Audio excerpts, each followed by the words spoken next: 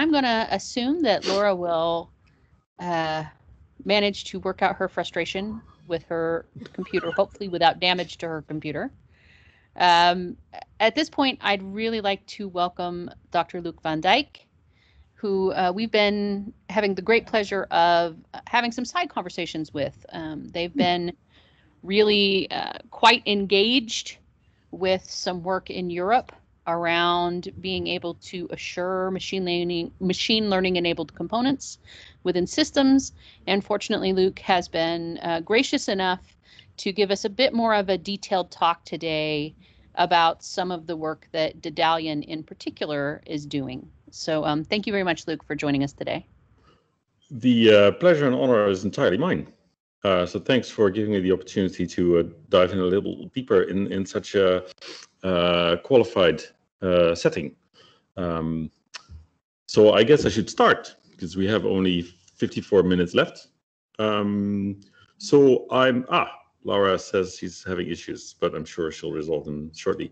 So my name is Luuk van Dijk. I'm based in Zurich in Switzerland. I'm Dutch originally, and I'm the founder of a company called Daedalean that I started in 2016 with the explicit goal to solve the problem of applying machine learning in safety-critical avionics, with an eye on the upcoming eVTOLs, but definitely not exclusively with that. I want to start with a little anecdote. I joined SpaceX in Hawthorne in 2013, and I was told some company legend that was so good that I never bothered to check out independently if it was actually true. But it served its purpose. And the company legend at SpaceX was that in the early days, in the earliest days, the internet cowboys in the flight software department had a bit of an attitude of, step aside, you old generation, let the new internet cowboys take you to Mars. And apparently NASA said, yeah, that's all very nice, but it's not like we don't know what we're talking about. So if you don't put in place these processes to manage your software development, we're not going to let you within 30 kilometers of the International Space Station because it's a very expensive structure and we can't have amateurs flying around there. So I don't know if this is literally true, but apparently new management was brought in who decided that if we had to do this type of process, we might as well make it work for us. And so they put in place these processes that NASA, with all their experience, insisted on, which are very much like the DO-178C and DO-254. They have a lot with that in common. And it turns out everybody sleeps a lot better if you light the match under the rocket in the knowledge that you've done absolutely everything systematically to make sure that if the rocket explodes, it's not your fault. So the moral of this story, which I took with me in the rest of my career, is that you should not see certification as this paper tiger that you have to tame and this hoop you have to jump through. You have to first prove that you do something that is safe and fit for purpose. And then, because the FAA and EASA and all the other regulators and government bodies are not actually stupid people, certification will follow in due time. So with that in mind, we started the company with the idea that if you want to have autonomously flying robots in today's aerospace filled with humans, you're going to have to solve some of the problems that they have to solve with machine learning techniques because they're currently the only feasible way. And for that, to make progress on that, you have to prove that they are safe and fit for purpose. And the way you do that is you write down systematically the requirements and then you try to prove that you've met them. So we are a strong believer that this is not only necessary, but also possible. So at Daedalean, we decided to start in the visual flight rule regime because it gives you more freedom to experiment and more clarity that what you're demonstrating is actually equivalent or better than what the human pilots do. So we analyzed the CPLH skill test, looked at what it is that the pilot's actually supposed to do while he or she flies. And in VFR, you use your eyes for a lot of the critical functions, namely to see where you are. People have flown without GPS reliably and safely for many decades before that became available, to see where you can fly, where others are flying and that you shouldn't fly into.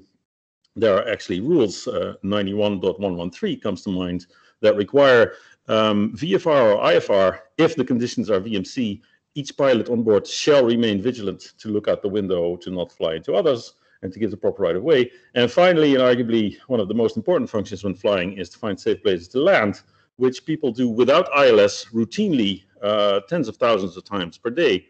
But there are only a handful of airports that are equipped to do this fully automatically with an ILS system. So we have these systems working to what you would call TRL 6, we believe. And here's an example about the system I wanted to talk about today, which is our visual detect and avoid. Can everybody see this video run? Or if not, can somebody say no? I can see it. Yep. Good. So this is over the canton of Schwyz, which is in the center of Switzerland, where our system picks out in relatively challenging conditions a helicopter in a test flight. So this is the system among the three that I mentioned earlier, the system I wanted to talk about a bit more. And now let's see if I can skip to the next slide. Yes. So what this detect and avoid system does, first of all, we don't focus on the and avoid a lot. This system particularly deals with the sensing and then outputs for either use by a human pilot as advice, or feeds into an autopilot to do an evasive maneuver. What it does is it looks at the video feed only. So in production, you would combine this with any other sensor you happen to have on board, including transponders and ADS-B. In Europe, there's a system called FLARM that's very popular. But we focus for the clarity of the discussion purely on this visual bit, the electro-optical. So we take a 12 megapixel camera at a reasonable frame rate, and we try to find out where the aircraft are. And then we output track identifiers, a categorization, so that we know what we're flying into, time to collision, which is slightly more accurate than our distance estimate, which is kind of noisy. We label this in a track, just like a radar system would. And so the system is completely self-contained on board, requires nothing that a human pilot with eyes would not also have. So it consists of the system we plan to bring to market in the first instance consists of 2 cameras or 3 that together overlap a significant part of the forward field of view, and a box that's sufficiently powerful to perform the computations, which turns out not to be entirely trivial, because while my laptop can do such things, it's hard to find avionics grade hardware that's powerful enough. So we're working on this with partner Everdyne. Shout out to Everdyne. Thanks, guys. So the system architecture for this kind of thing is at the software level is that the camera provides a high resolution picture. The numbers are actually wrong. There are different numbers of pixels that should be annotated here. But so we do some entirely classical pre-processing to get the best possible image out of there. We chop it into bits, feed it to a deep convolutional neural network, and then the tracking algorithm is fairly classical and similar to what you would find in a radar. There's an IMU in the camera to diagnose vibrations. It's not actually used much for the algorithms itself. Yeah, that's it.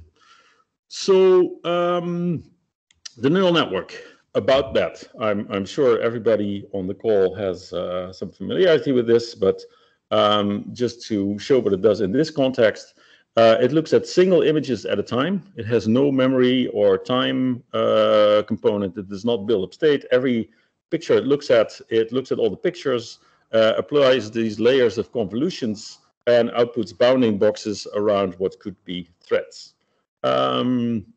It is carefully engineered to output something even if we're not sure what it is. So we're not going to hesitate telling you that you're flying into something just because we're not sure if it's a balloon or a zeppelin. The type of network is actually not that interesting. I mean, it helps if you know what you're doing and you have a team of people that are fluent in these things, but it's not what I wanted to dig into today. The tracking algorithm, I talked about the pre-processing. The tracking and filtering and fusing follows this state diagram to establish a track and follow it. This is also fairly standard knowledge on how to do this with a radar, and for the optical tracks, it's not different. Then we have a system that tries to detect if our input is what's called out of distribution, and I will say a bit more about that. And it's the thing that flags if we have no idea what we're looking at, which turns out to be important for the safety analysis. And then, so I will talk a bit about how it's integrated into the overall system towards the end. So these neural networks, they are trained on data. Now, it turns out that gathering this data is extremely expensive. And if you needed quite a lot of data to adequately test, the amount of data to train is easily 1 or 2 or 3 orders of magnitude bigger. So it's inevitable that you use simulation to generate more data out of the data you have. So it turns out that one of the hardest parts about this problem is the backgrounds. So detecting aircraft above the horizon is basically is this not blue sky detector, which is fairly straightforward. But anything below the horizon can have arbitrarily complex backgrounds. So being able to take real images of aircraft and paste them realistically into a background turns out to be a crucial capability. But then you have to actually be very careful if you use this as training data, because these neural networks have the annoying tendency to latch on unforgivingly to any artifacts that your simulation has. And there are many examples in the literature. So we have a special thing called the realifier that goes over our already optimized for photorealism simulator and fixes up some properties that make it hard for the neural network to spot if it's being faked or not. So, oh yeah, that was what I was saying here. The flight tests provide optimal realism, but cost about $1,000 per hour, because a helicopter is a device to turn money into noise. And the simulations, allow you to scale and run things in the cloud, but have this danger of artifacts and having your neural network overfit to things that are completely unreal. So we have to do, we have to provide some way to augment the real data with the simulations to get the multiple, to get the blow-up factor. So here's an example of what that looks like. So we have rebuilt Zurich in our simulated environment with pretty high quality photographic and altitude data, and then we can put in all kinds of weather, lighting conditions, angles. We can put snow on the environment and whatnot.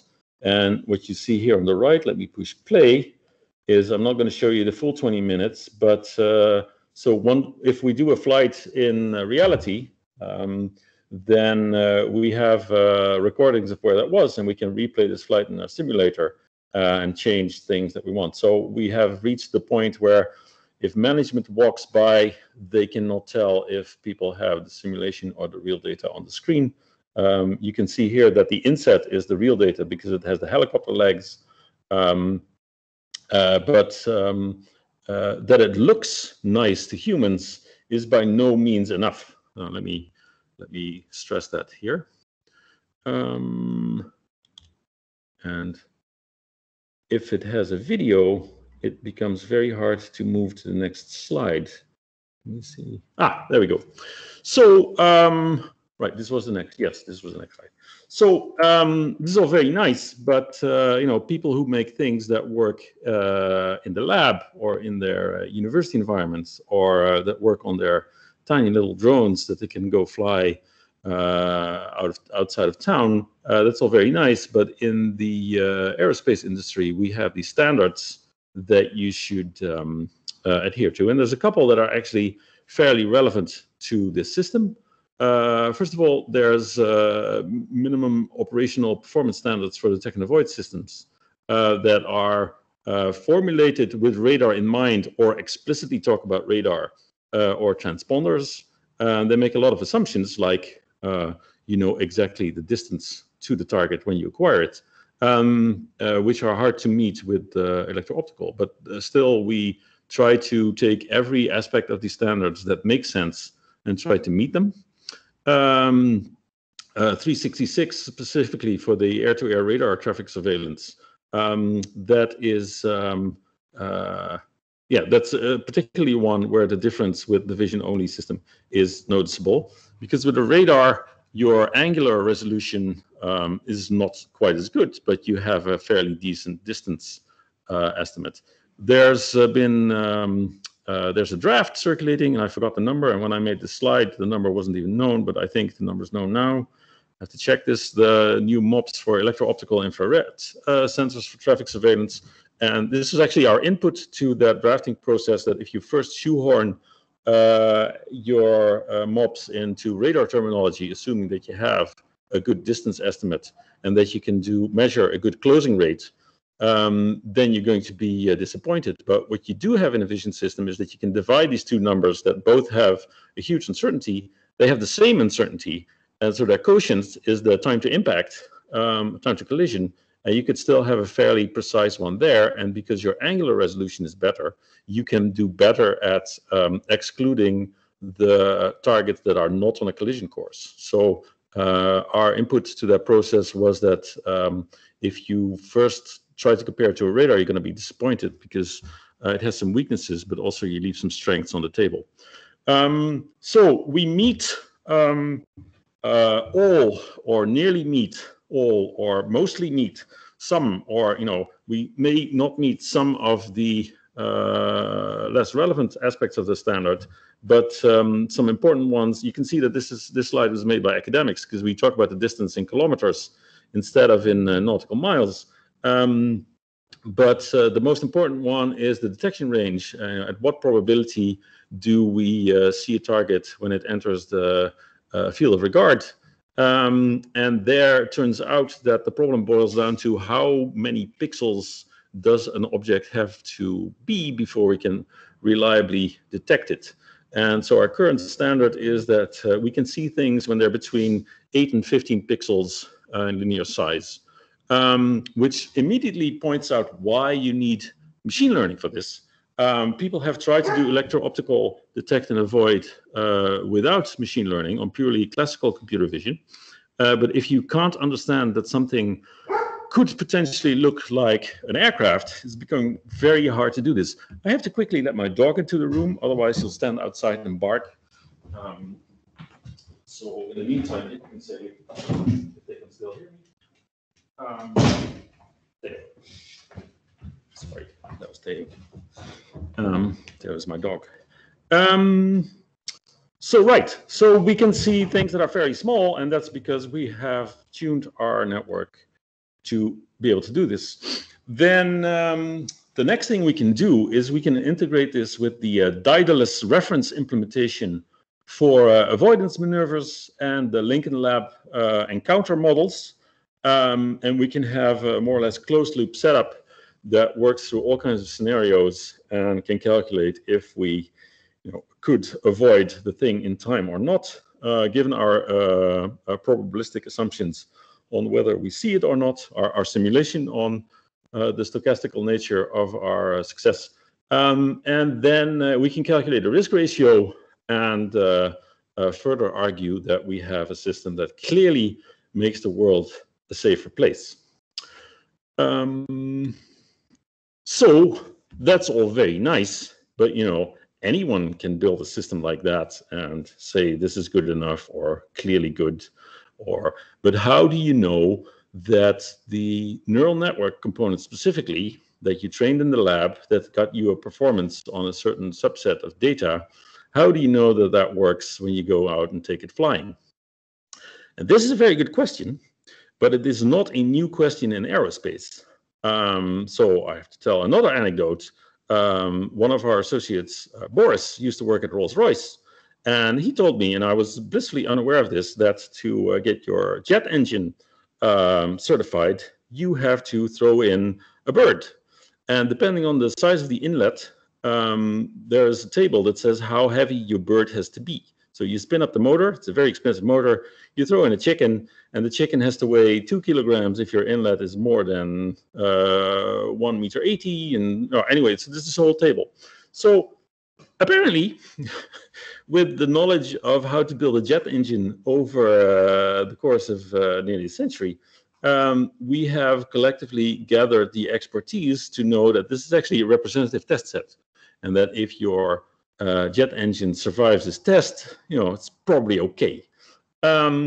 It's actually funny because there's actually a flaw in this process, the way it's actually performed in the wild, namely you keep throwing in the chicken until the jet no longer explodes. So it's actually hardly statistical independent test, but it's actually fairly good. And multiple chickens or birds get ingested without fatal consequences to the passengers and the crew. I was meant to tell that anecdote with this example playing, but I've already said all the words and I forgot to hit next, so I'll just skip this slide now. So we require evidence, and that is necessary. You would not accept any system that has potentially catastrophic consequences to be put out in the air without some evidence based on reasonable arguments that the thing is safe and fit for purpose. So the good news is that for neural network-based systems, this is actually possible. So we did this work with EASA. We showed up on their doorstep a good 4 years ago with the question, if we showed up with a neural network-based avionics system, what would you say? And they said, we'd say, go away, do some more homework. So we did some more homework, and we came back a year later with a plan to systematically address sources of uncertainty based on the maybe naive idea that assurance means to provide certainty. So why not go over all sources of uncertainty and see if we can bound them down?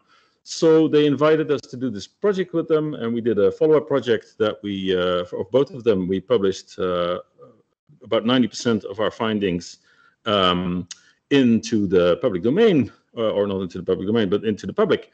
And the remaining bits contain some implementation details that we want to keep trade secret. But today I hope to talk a bit more about some of those aspects in the interest of advancing the discussion.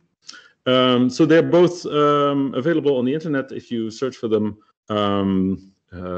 After a high-level management introduction, it gets fairly technical quite quickly, but I hope it's actually generally readable for people active in this space. So the first question we have to ask is supervised machine learning. We restrict ourselves for clarity of the discussion and for simplicity of the application, and without real limitations in practice to supervised offline learning.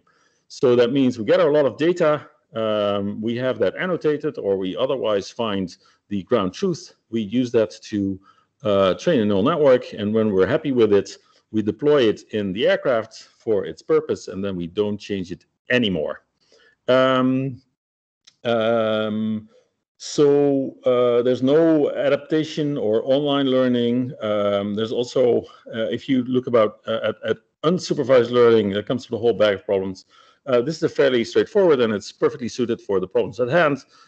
Given this image, where is the aircraft? Given this image, where is the runway? That type of thing. So the nice thing is that there's actually a fairly large amount of, a fairly large body of science called learning theory that actually predates the era of the neural networks that describes why and when you can reasonably assume that your performance observed on the test set will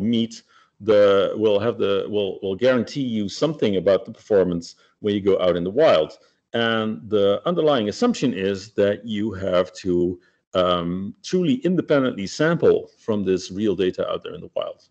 And so the performance on the validation data set is with some bounds, and this formula spells it out, an approximation of what you see in the wild given some conditions. So, your assurance will boil down to making sure that these data sets are large enough and that these assumptions hold. So with respect to traditional software assurance methods, this means that we have to change the process, but only a bit. So all the ARP level safety and functional analysis type of stuff, remains unchanged. You still have to write down exactly what it is you want your system to do. But when you get to how you make your system do that, because of the learning algorithm depending to a large extent on the data, it's inevitable that we're going to have to make some statements on some of the traceability of why we are allowed to draw the conclusion that this thing is suitable will have to be about the data. So if you have anyone claiming that they can make guarantees about a system, a machine learned system, without making any statement about the data, that's a very tough call. The skepticism is warranted. So we have to go through this requirements, trace a lot of the requirements to the data, and we have to also take a look at the software we use to do this training, and maybe see what part of the process applies there or not.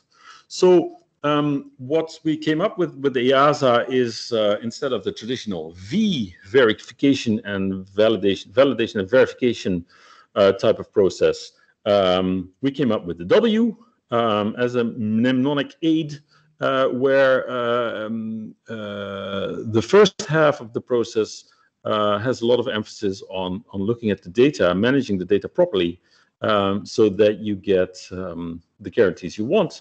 And then the second half, when you put the model in the field in production, you have to do a number of things to verify that you actually have the same kind of bird thrown into your jet engine as the one you tried out in the lab. So I'm not going to spend too much time digging deep into this process because it's all readable in the public reports. But in the context of this group, the system-wide safety, I wanted to talk a bit about system-wide safety. So the neural network is just a component in a wider system, and it should not be given a bigger task than strictly necessary, because that's going to make it harder to prove that your system is actually fit for purpose. So any type of end-to-end system where you directly glue the camera to the control surface and then hope that your system wants to fly, I think that's doomed. We take the opposite approach. We do as much as possible classical and traceable in normal ways, and we deliberately make the neural network components not even have memory, so that we can take the findings we have on the single shot performance on the network to the wider application. So this is to say we adapt the architecture of the system such that it becomes easier to prove that the whole system works as intended. And then another important component is the out-of-distribution detection, which fulfills the role of the runtime monitor. And this can be another machine learned system, or it can be clustering, unsupervised, or principal component analysis, or a support vector machine system that you can train on the same original data set that knows how to say that this thing we're currently looking at is probably out of distribution, and therefore the result of my big brother who's doing the actual work should not be trusted. Then neural networks can often output some sort of confidence or a number between 0 and 1, which you can interpret as a probability if you take the trouble to actually calibrate that. And then you can use that to have a tunable dial that lets you trade off between precision and recall, which is an important property. And then what is not to be underestimated is the importance of this tracker that gets to glue it all together. Because we often hear the argument like, oh, a neural network component that is 96 or 98% accurate That's not even 10 to the minus 1. So if you go and talk about aerospace type of performance limit, we talk about 10 to the minus 7 and 10 to the minus 9. That's orders of magnitude away. How can you ever do this? And this is, of course, completely true. But the trick is to not engineer a system that looks at one single image and then takes a life and or death decision with a probability of getting it wrong once in a 50 time. So the concept of filtering to add persistence over time is, again, not alien to aerospace. A radar does this too. In a radar, you have short-lived flickers that you discard. And then you have the longer ones where you get multiple confirmations of your track, and you do a Kalman filter to glue that together to a persistent sense of time. And this is where you go from your 10 to the minus 9 to your 10 to the minus something acceptable. So we can do a fault tree analysis to include the two big sources of uncertainties. There's a very nice book by Sebastian Thrun, who's the guy who set off the self-driving car revolution by winning the DARPA challenge. In his book about probabilistic robotics, he writes that any robot that wants to operate in the real world at some point will have to deal with uncertainty. And so this is one of the founding principles of our company. You have to build systems that deal with uncertainty, rather than delegate it wholesale to the human at the end of a chain. Because if you don't do that, you end up with the requirement to have a human at the end of the chain. So these sources of uncertainty, they come in two kinds. They're the aleatoric, which is a very funny word that means basically noise in the environment, and the epistemic uncertainty, which basically tells you that you have not properly modeled the world when you were training. So in your fault tree analysis, you have to dig into this and see how you deal with either. And then what we did was a functional hazard analysis, and we left the sketch of that intact in the public report.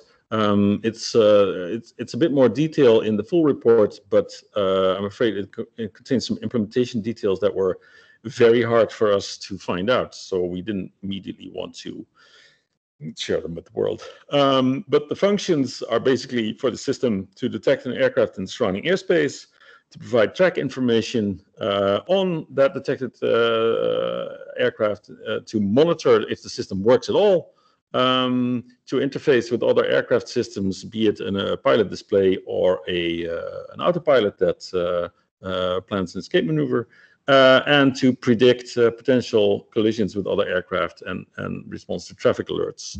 So that's the avoid function. So we worked through this example, and here's an example of a hazardous one. If you, in the absence of any other system, like ADS-B or radar, this becomes a very severe case where we give the wrong guidance because we think that there's something there, but there isn't. This is just one of a number of fault cases. This is an example of the fault tree we made there. So you see there's a couple of and or gates, and by building this system such that there are these multiple components that monitor each other and that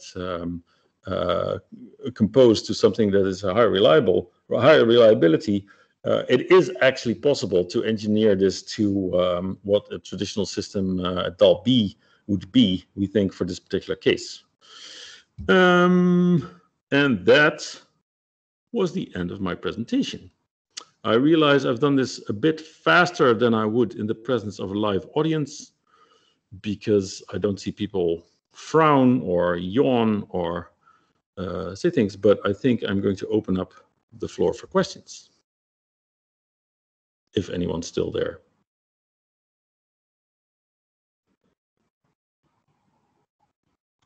Hello? We are here. Right. Okay, at least someone is still there. How do we do the question time in this format?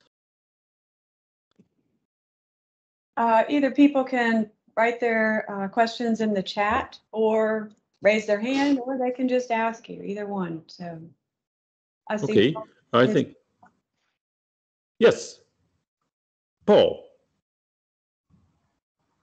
Yeah, so one of the first questions that I had, first, thank you for the talk. It was quite interesting. You're focusing on the visual sensing, and it would seem to me that this would only be applicable in visual meteorological conditions, and that general solution would need to work for instrument meteorological conditions as well. And the question I have is, why would not the instrument meteorological solution be good enough for all? That's a good question. The instrument meteorological solution would be good if it did not depend on an operational constraint. So our idea was that in the rules of the air as they exist today, if you're going to fly on instruments, you also need guidance. So you need to talk to an air traffic controller who will tell you where to fly. And the situations have to be such that nobody else is flying without such guidance. So I think if that were possible today, then we would already be doing it. But there's a reason people fly in VFR, because you can do slightly more if you can see. And so I think I wonder if I answer your question. I think so. There's a reason people fly in VFR, and the reason to fly in IFR in IMC is that is actually operationally constrained, if you will. So there's two. Here's a way to say this. You can deal with the uncertainty by having an instrument that can deal with it, or by operationally constraining. And I think that everybody flying in IFR is an operational constraint. Would you agree? Yes, it is. I was just thinking more of the scenario that happens quite often, particularly for GA pilots, where they are flying VFR and find themselves in instrument conditions and then an accident. Right. So that's actually a relatively easy case. So I think that we can already solve by having good GPS and robotic guidance for this contingency case that somebody accidentally flies into IMC. And actually having having an instrument that helps you avoid IMC, that can see the clouds. So that's actually something we also have. We can do a reconstruction of where the clouds are so that we can stay outside of it, which is actually a large part of your responsibility as a pilot flying in VFR. So I think that particular problem, it's actually a fairly clear-cut case where it would be safer if the pilot would be able to hand over to an autopilot that could get the hell out of there. But one of the key assumptions, I think, so we have to not confuse IMC and IFR, but one of the key assumptions is that if you are in IMC, that everybody is cooperating and receive guidance. And for one thing, birds, I'm told, tend to avoid flying through clouds. So that's nice. But the reason we started in VFR and VMC is because it's already useful if you can fly without talking to anyone in unregulated airspace, and it helps us make the case that we're doing something that's clearly currently exclusively the domain of the human. And once we can do machine learning, we can also apply these techniques to, for example, a radar signal. So for a human, it's extremely hard to fly only on the output of a radar, but with the techniques that we have at our disposal, once we pull this off on cameras, there's no reason not to fuse this with a good phase array radar or what have you, or even off-board guidance, and make an overall better system. So these are all intriguing possibilities once we have this working. We should also not confuse the electro-optical with the machine learning. So both are means to an end. And this talk was about the machine learning bit. But that electro-optical is not the end of our list of possibilities, is also a given. Yeah, thank you. Okay. No further questions. Surely not. Surely I've said something that somebody disagrees with.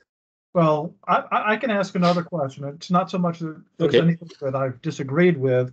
I'm just thinking of some of the other sort of electro-optical types of systems that have been deployed in the field. I'm thinking in terms of the sets of mishaps from the Tesla autopilot, where Yes. they were sort of trained to ignore certain signals because they might be common things like, say, signage over roadways, and Right. they are unable to actually tell the difference between that and a tractor trailer across the highway. Clear case. Or the case of the nice one was the bicycle rack on the back of a car, which confused the hell out of things. And there's also very good examples from that terrible accident in Arizona with the Uber experiment, which was completely unnecessary on many levels and very tragic. And so one of the bad things about all these accidents is that people will shamelessly hijack this to further their agenda.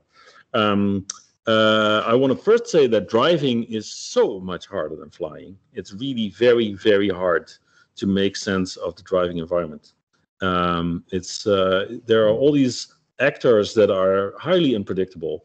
You have to understand the difference between a dog and a rock and a bicycle that's on the ground and a bicycle with a person on it and a bicycle that's mounted on the back of a car. It's really, and then there's all these other actors that are humans that are micro-communicating with each other with eye contact or slowing down a little bit. So I have no illusion that a team of 50 people, which is what I'm now, could solve this. Flying, on the other hand, basically, especially in VFR, it means avoid everything you can see unless you're really, really, really sure you want to land on it. And so that actually massively simplifies the robotic problem. At the same time, the safety standards, the safety consequences are obviously much higher because unlike a car, you can't just gently apply the brakes until you get to the relatively safe state with the energy out of the system, because that's called landing, and it was already the hardest part of our job. So I have hope that I can solve the robotic problem with a much smaller team in a much more acceptable time span than the driving problem. But we still face the same fundamental problem that what we see in the lab and what we try out in the lab, we have to guarantee that that's good enough for when we go fly. So by restricting ourselves to these pointwise functions and narrowing it down to the neural network job is to look at an image and do something to it. And then if we can get some form of assurance on that and we can embed this in a system that then does its task, we actually have hope. So we worked through the case of this detect and avoid in fairly great detail, and we hope to apply for an STC in the not too distant future, where we can lay out our safety argument to the relevant authorities. We have a similar case with visual landing guidance, where so it's obvious that humans can do this. And so if we are very, very sure that it looks like a runway and the runway is clear, then we can, this is just a feasible thing. What you have to be careful for is, for example, that in your data set, there wasn't the artifact that you always have a girl with a purple balloon standing next to a landable runway, which makes your system think, I see a girl with a purple balloon, therefore I can land here, even if there's no runway. So these are the kind of things that you have to dig into your data set and at many levels prove that your data set is representative. And in the end, that's how should I put this? That's a story. It's a story you put together that builds on sufficient arguments that this is true, and there's some ways to make this objective. But in the end, that's not different than when you do the assurance on traditional software, where there's really nothing in the DO178C processes that has any guarantee that your software is bug-free. It's just you carefully did the work by writing down 3 times what it's supposed to do and checking it 3 times. And then compared to that, what we can do with data is actually stronger. So there's a whole batch of statistical methods we can throw at the data to see if we have hidden dependencies or bad biases in our data set, and that's what we do. I realize that one of the consequences of the lack of visual feedback is that I don't stop talking. So some of you should go if you want to say something. Actually, I'd like to rebound on your comment on the little girl with the red balloon.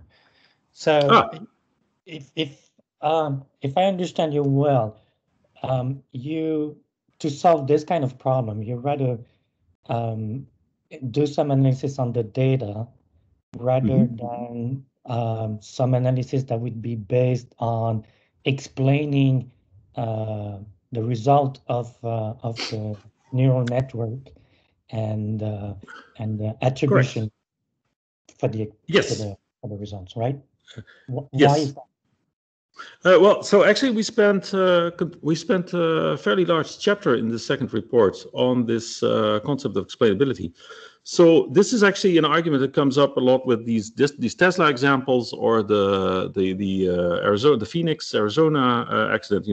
If we can't explain why the network didn't see that pedestrian or didn't see the car against the sun, but actually that's not a very interesting question or explanation, because you're not going to fiddle with the neural network until it gets that particular case right, because then you would have actually completely destroyed the independence of your sampling.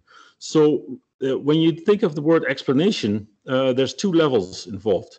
There's the individual case. I presented this image. Why does it say there's a cat or there's a runway? And there, you can go look at all the neurons, but that's the wrong level of explanation. And it's not, even if you get the explanation, it's not particularly useful, because it's not information that you're going to use for anything except maybe some sanity check. For example, there's all these saliency map versions of explainable AI, and many of them don't even depend on the model at hand. There's actually a nice overview article that we cite that highlights a number of these. For example, it explains to you that the system thinks it's a tiger because the outline is the outline of a tiger. So, and if you turn every image into a pencil sketch, you and I can still recognize it. So what does this explain? So it gives you a false idea that you can understand something, and it doesn't actually produce actionable output. But there's another level of explanation, which is the system level explanation. So how come the neural network works at all? And then, so we know that on a single image, it will get it wrong once in 50 times. So because, that's how we did the learning process, and that's what we evaluated in the test set. So we don't have to be surprised that on the single image, it gets it wrong sometimes. But the reason that it works at all is because the learning algorithm actually manages to extract some generalizable properties from the data set. And these the generalization properties, they depend on the data. So you have to look for the explanation. You have to look at the system level. So why does this system work as a system with its performance statistical performance on these large data sets? That is useful information.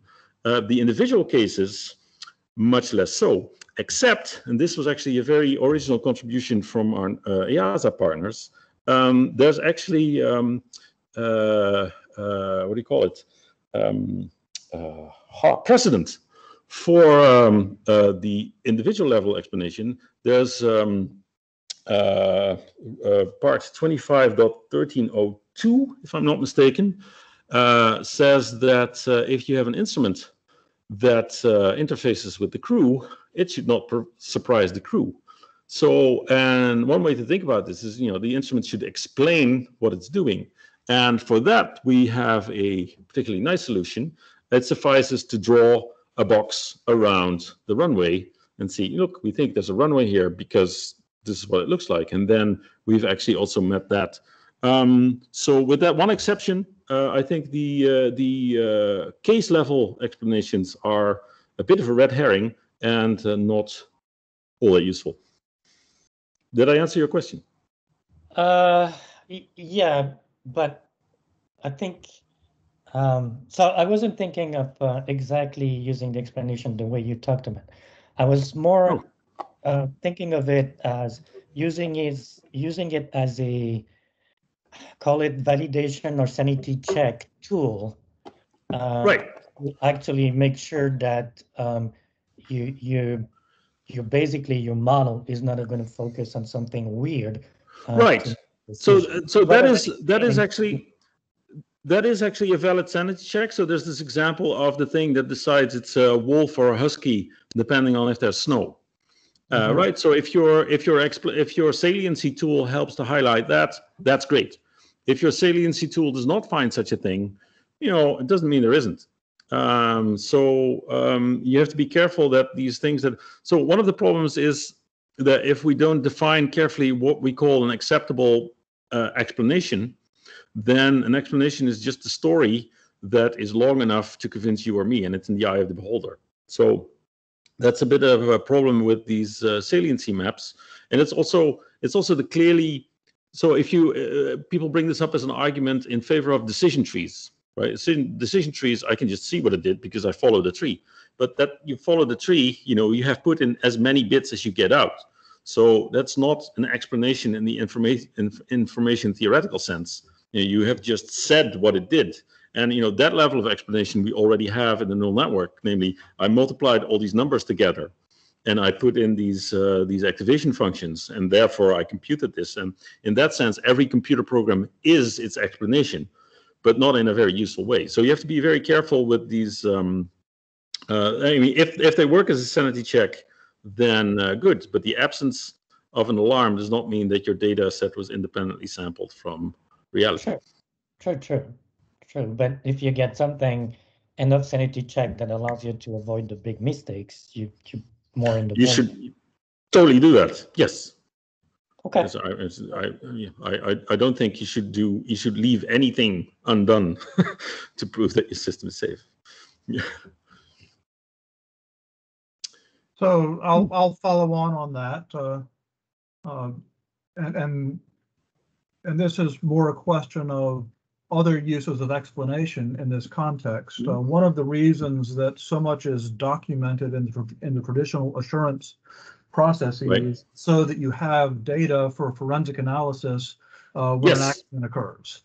And so what sorts of things can you provide from an explanation basis to help in forensics when things eventually go wrong?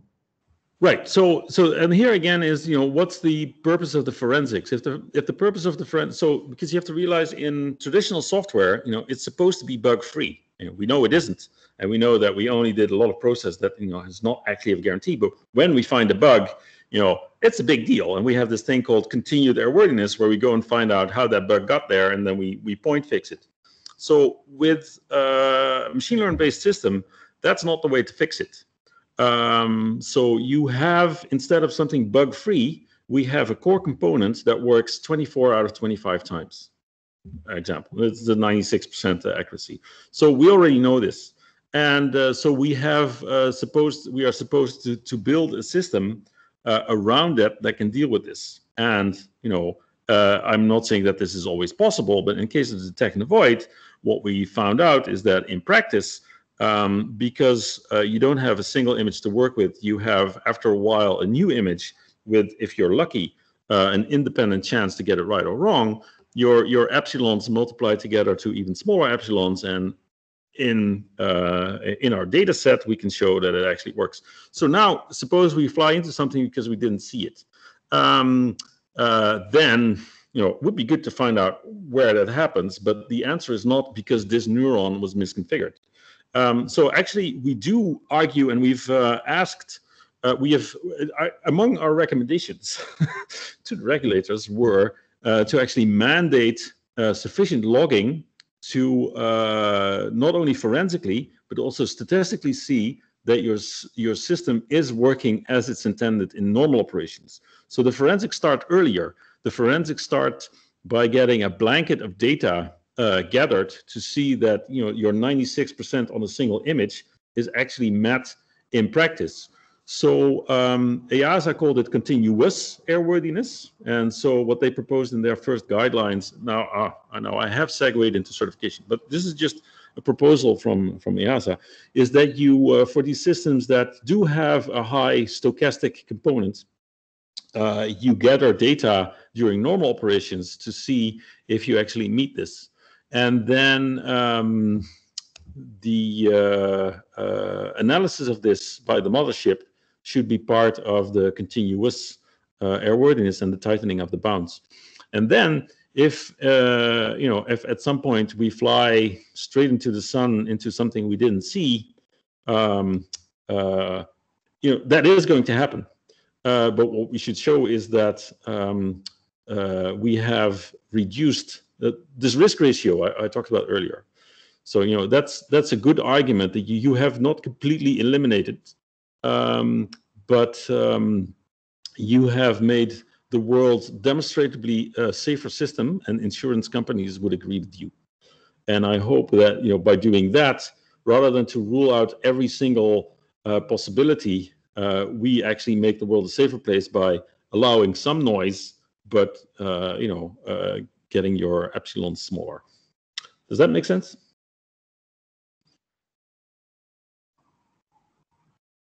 Yeah, to a certain degree, yes. Yeah, I was thinking more on the accident, the crash investigation sorts of things. Right. Where you need to do a snapshot, but obviously you want to do it operationally as well. That makes a lot of sense. Yeah. Well, we also want to do it with the crash. So the system we propose actually in Fright will actually have a ring buffer, like modern cars have this on many levels. A rolling ring buffer with the last 10 seconds, which freezes if the system stops for bad reasons. I think that's a good thing to have. Yeah, and I think generally in this field, I think we need to spend a bit more time trying to probe the various flavors of epistemic uncertainties that we have to confront. Yes, exactly.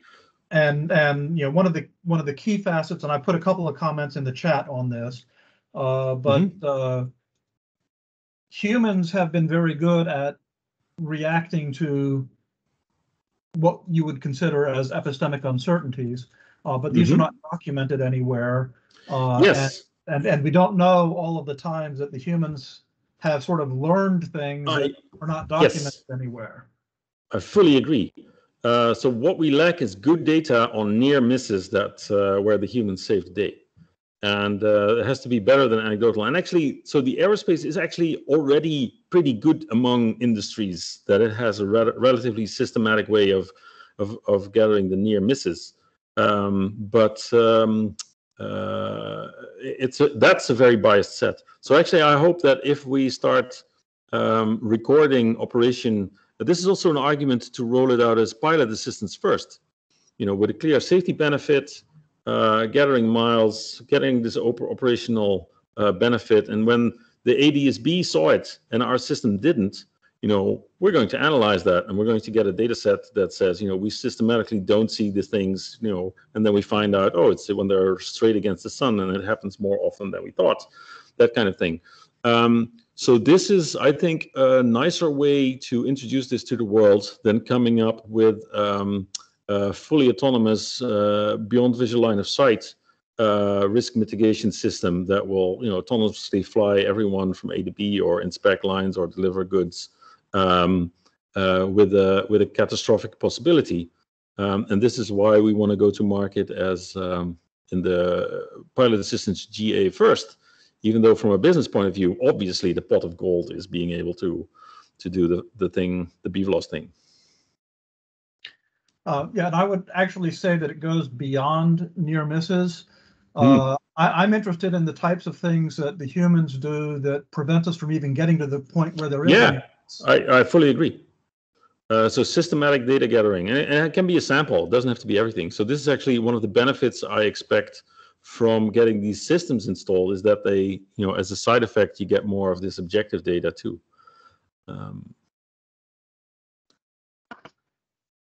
Anyway, I think we've gone over time. If Laura is on and has audio, or Misty, and if Laura is not, we'll figure out how to wrap this up. Yes, I'm on. I had to restart. Yeah, thank you very much for presenting to us today. That was very interesting, the part that I was able to see. And we did get a recording, and we will have Luke's charts for anyone who was not able to join us today.